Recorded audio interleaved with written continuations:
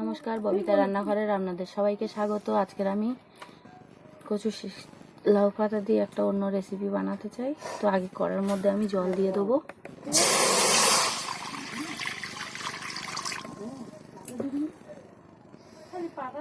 লাউ পাতাটা কুচনো আছে, লাউ পাতাটা আগে সেদ্ধ করে নেবো।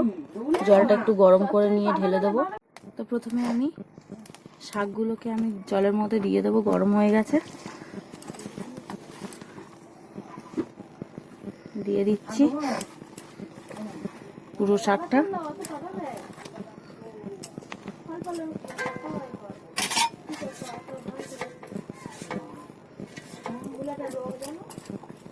দিয়ে দেবো পুরোটা, দিয়ে ঢেকে দেবো। দিয়ে আমি একটু ভাপিয়ে নেবো পুরোটা। তো বন্ধুরা, আমি একবার দেখে নেবো কতটা সিদ্ধ হলো।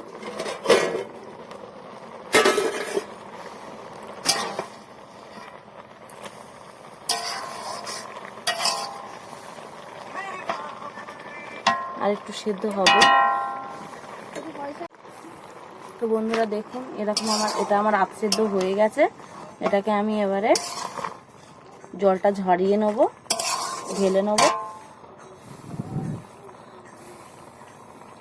তো বন্ধুরা দেখুন, আমার এটাকে আমি জল ঝরাতে দিয়েছি, ভালো করে জল ঝরাতে দিয়েছি ঝুড়িতে। একটু ঠান্ডা করে নেব, ভালো করে এটা ঠান্ডা করে নেব। বন্ধুরা, কড়ার মধ্যে আমি তেল দিয়ে দেবো, অল্প করে তেল দিয়ে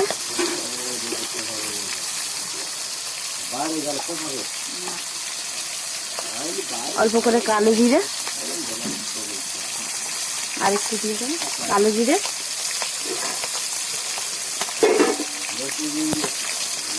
পেঁয়াজ কুচনো, ভালো করে এটা নাড়িয়ে চাড়িয়ে নিয়ে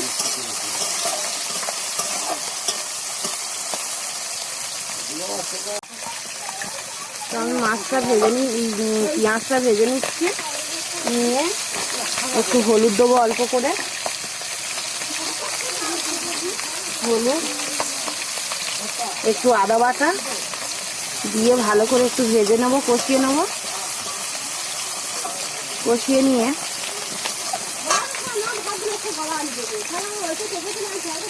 একটু লবণ, অল্প একটু লঙ্কা গুঁড়ো দিয়ে ভালো করে কষিয়ে নিয়ে এই যে লাউ পাতা বাটার যে পেস্টটা আমি এর মধ্যে দিয়ে দেবো, পুরোটাই দিয়ে দেবো। দিয়ে ভালো করে ওর সাথে এটা ভালো করে কষিয়ে নেব, ভালো করে কষিয়ে নেবো এরকম ভাবে। এই যে তো বন্ধুরা দেখুন, এরকম ভাবে শুকনো হবে, আরো শুকনো করে নিতে হবে এই পেস্টটা। দেখুন কতটা সুন্দর হয়েছে। এই দিয়ে বন্ধুরা অনেকটা ভাত খাওয়াও হয়ে যায়। দেখুন কতটা সুন্দর হয়েছে। তো বন্ধুরা দেখুন, এটা অনেকটা শুকনো হয়ে গেছে, শুকনো হয়ে গেছে। তো বন্ধুরা আমার রেডি হয়ে গেছে। ওপর দিয়ে একটু কাঁচা সর্ষের তেল ছড়িয়ে দিয়েছি। এরকম আপনারা খেয়ে দেখবেন, ভালো লাগবে।